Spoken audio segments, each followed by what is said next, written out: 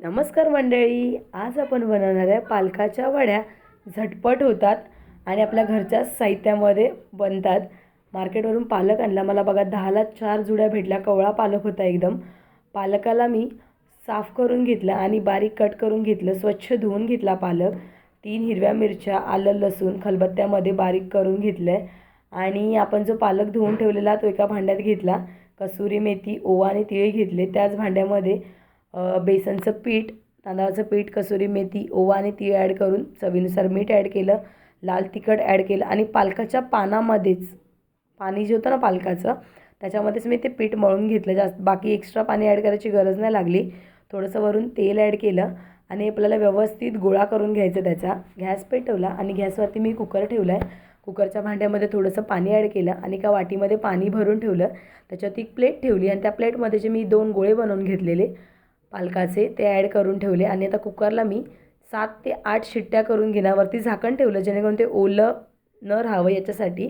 आणि कुकरला 7 ते 8 शिट्ट्या केल्याच्या नंतर पाहू शकता इथे आपल्या पालकाच्या वड्या शिजून रेडी झाल्यात. आणि त्यांना थंड करून द्यायचं आपल्याला. थंड झाल्याच्या नंतरच आपण पालकाच्या वड्या कट करायला घ्यायच्या आहे. थंड झाल्याच्यानंतर मी कट केल्या.